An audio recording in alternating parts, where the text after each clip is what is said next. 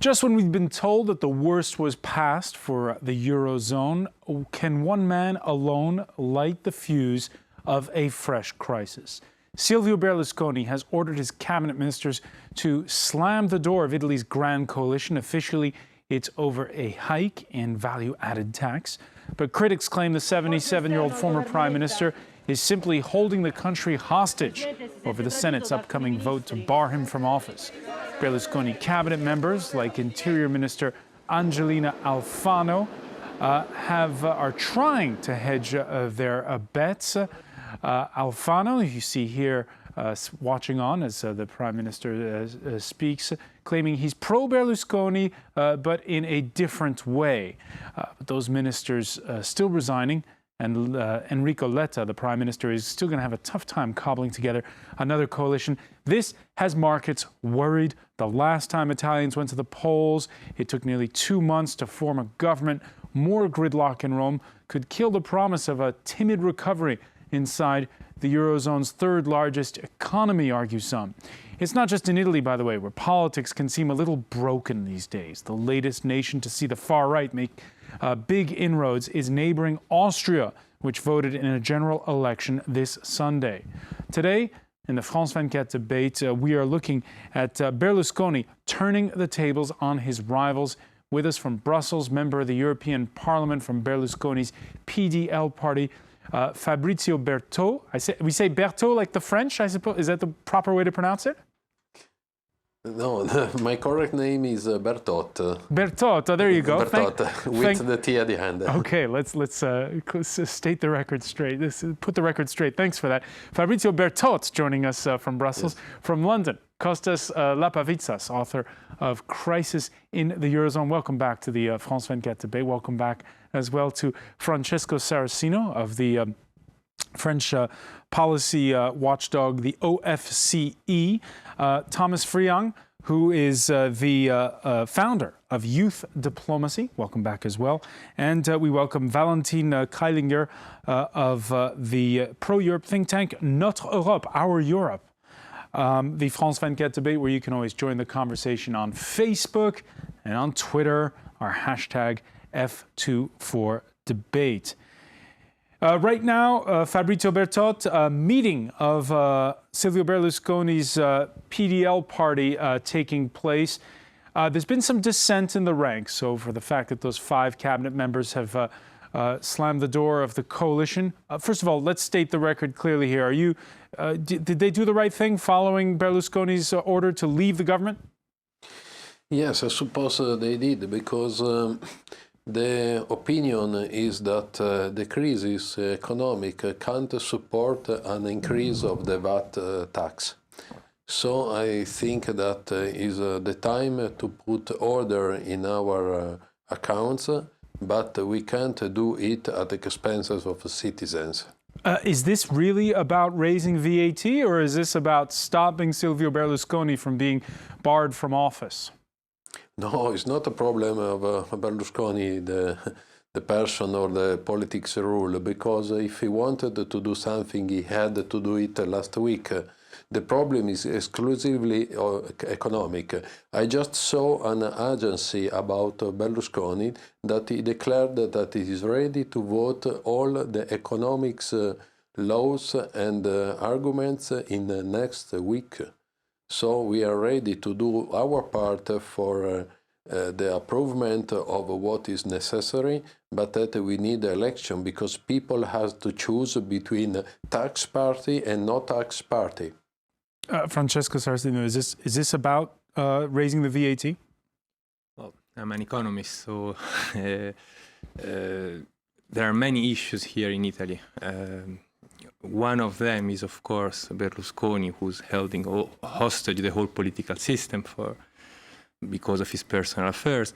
And then, of course, there are also problems of difference in views among the different parties of the coalition on how to get out of this crisis and how to put the house in order, as our European partners ask. So you're stating that you think that those ministers left so that Silvio Berlusconi won't lose his parliamentary immunity? I do think that if it was not for that, the crisis would have not happened now. All right, so a difference of opinion on the timing. In Italy, the locals, by the way, with I guess you could call it a bitter taste on the unfolding political drama. I hope the politicians will be able to do something, but everything is so corrupted around us that we have already drowned. It's our fault. We are to blame. We all need to go there with our pitchforks and kick everyone out. From Berlusconi to the president. It's hard to believe that Italians who can't find a job have to worry about the problems of just one single person, Berlusconi. All right, some people angry with Berlusconi, some saying kick the bums out, all of them. Thomas FRIANG? Well, I'm afraid that's not an issue of Italy, or he spoke about Austria, and we could also speak about Germany. In France, we carried on a survey with Youth Diplomacy and Opinionway, stating that 52% of people do no longer believe in politics in a global era, meaning that the democratic and national framework is no longer responsive to today's challenges. And that's maybe another part of the crisis that Italy is going through, is that the political instability entails that politicians are no longer able to carry on the reform needed to prove that national politicians can address the challenges that people want to be addressed. And the consequence of this crisis, of course, is that Mr. Letta will no longer be able to lead his way. But on the long run, it means that Italy will have to find a new government able to prove on the long run that it's able to lead the reform needed to deal with the 130% of debt.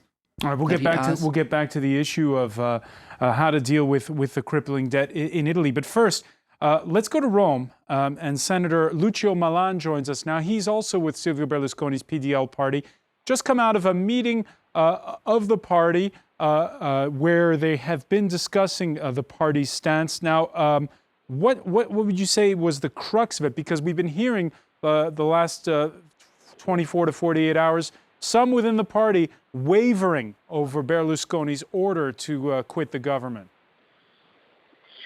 Yes, good evening. We had this meeting also with the ministers. They were mostly members of the government, those who expressed some disapproval of the decisions. But at the end of this meeting, we all agreed that the good thing to do was to be ready to pass all the urgent measures that we have in the parliament, and even the one that has not been released yet from the government, that is to prevent the raise of the sales tax, of the added value tax. So hold on a second. Are you suggesting that if there is a compromise on VAT, those ministers won't quit the government? Yes, they did. They already did quit the government, and they are ready to continue along with the party. They expressed some worry about the fact that our decision couldn't have been well understood by our electors, and so the decision was to explain exactly the reasons and what was behind what we have proposed in these months and what we have not been able to get from the current government. And so we agreed that we ask for new elections as soon as possible. In the meantime, we are ready to pass the urgent measures that are in the parliament currently, and also the one to stop the raise in the sales tax. But let's just be very clear, Lucio MALAN. If there is an agreement on stopping this hike in the sales tax, will your ministers return to government, and will you avoid having to have a snap election? No, because we have seen that we have really conceptions about governance, about how to manage the economy that are not compatible. We don't want to raise taxes, and for instance, the proposal of the Democratic Party in order to prevent the raise of the sales tax was to increase the taxes on the gasoline, on the fuel. and that was unacceptable. It would have been not really serious to exchange one text for another one. So what you're saying is, come what may, you are still calling for snap elections. Yes, we are, because we think our country needs strong decisions. One other question for you. The Interior Minister, Angelino Alfano, has been quoted as saying that he's pro-Berlusconi in a different way. Are you pro-Berlusconi in a different way? I'm pro-Berlusconi, and I think that I support the views and the statements he has made tonight. And I also think that it is important what Minister Alfano has said, that we have to be very careful not to seem irresponsible or to be not careful enough about the public opinion, and we have to explain very well our moves. But I think that we have to tell the truth, and the truth is that in this moment we need strong decisions. In this cabinet has performed some good things, has done some good things, but now we need to do more and to do it in a stronger way. And to do that, the only way is to have elections, and the citizens will decide either in favor of the Democratic Party or in favor of our platform. Senator Lucio Malan, many thanks for joining us coming out of that meeting of Silvio Berlusconi's PDL party in Rome. I'm going to begin with you, Fabrizio Bertot, because I want your reaction to what your colleague from inside the party just said. At the end, did I hear correctly that there was a nuanced endorsement of Mr. Berlusconi? He did kind of agree with Angelino Alfano that you have to be a little bit wary the way you handle things around Silvio Berlusconi these days. But I don't think there are so many differences in our party. As my colleague Lucio Malan said, that at the end of the meeting this afternoon, they decided to go on in the approving of all the economic measurements. And so I think this is a good and a responsible position. Anyway, there are no possibility to go on in a government, to be partner of a government that is thinking about more taxes, because taxes is the limit of our participation in this government, which is not acceptable for our programs. We just have to explain that there is nothing to do with the justice problem of Berlusconi, because justice problem of Berlusconi were older than this decision. You know that last week the Commission voted for his extradition from the Parliament, and the judges are doing their jobs, but the problem in Italy is exclusively an economical problem. All right, so disagreement of opinion between you and Francesco Saraceno on that point. Francesco Saraceno, let me get you to react to what Lucio Malan said. He seemed to hedge his bets a little bit when it came to that statement about being pro-Berlusconi in a different way. Let me say But this, sorry. One at a time. Francesco Saraceno. I do believe that the PDL is not as granitic as it looks. So we have to see. We have to see what will happen in the next 48 hours. We have to see how Enrico Letta will approach the confidence vote on Wednesday. So that there may be a few different scenarios that open up. I mean, what is interesting to me, I'm an economist, so what is interesting to me is actually the economics of all that. I mean, it's not clear today. There are two considerations. First of all, it's not clear what should we do to solve the problem of public finances in Italy today. This is a real question in the sense that the Berlusconi party says cut the expenditure, but they have been ruling Italy for 9 of the past 10 years, and they basically didn't cut almost any expenditure. So how can they imagine that now, under the urgency of a few months, they would do what has been done in the past? And the second issue, and then I'll leave the word, the second issue, which is also important, is that the reason why VAT is increasing is because we abolished a tax on real estate that every other country in Europe has in one form or another. So we are the only country that today doesn't tax home ownership. So that is something that we should consider. We should look into Fabrizio. You cannot stretch the blanket from all the sides. So Fabrizio Bertot.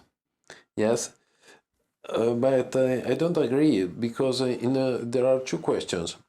First of all, the declaration about the difference made by our Secretary Alfano was done yesterday. It was about because he was worried about the possibility to vote the economic measures programmed for this week and the next week. The meeting of this afternoon make clear that we will vote what is necessary for our economy. So the declaration about Alfano, about his position to become pro-Berlusconi in a different way, are not actual. It belongs to yesterday. All right, now we are in another scenario. Okay. Anyway, another thing I think is important, that it is true that we asked and we obtained to remove the tax on real estate. But I want to remember that in Italy, the 80% of a family are owner of their home, their house. So the tax on the first property is really unacceptable for our point of view in economic. In fact, the result is that in building houses there is a big crisis getting from this kind of tax. All right. For now, still, though, no real estate tax. We have on Twitter a reaction from King Yusuf. He says, let Berlusconi and not the tired Italian taxpayers pay for the fresh election he called for. Before we go to the break, let's go to London. Costas, LAPAVITSAS, listening to this conversation, what's your reaction? My reaction is this. Italy has got very major problems of public finance, but its real problem is lack of growth. And this is similar to France, which also has problems of lack of growth, not as severe as Italy. And so the issue isn't really how Italy will rearrange its public finances, but where Europe will get some growth from. And that cannot be answered if we detach it from the question of the European monetary system. Both Italy and France belong to a monetary system that's quite clearly dysfunctional. The lack of growth that we see, and the stagnation and possible, again, return to recession in Italy and so on, has to do with the EMU, which doesn't work. It works in the interests of a few countries in Europe, primarily Germany. All right, so we're back to the Eurozone crisis. We're back to the Eurozone crisis. We are going to pick up on that point. We have to take a quick break, though, unfortunately. Stay with us. Much more to come in the France 24 debate.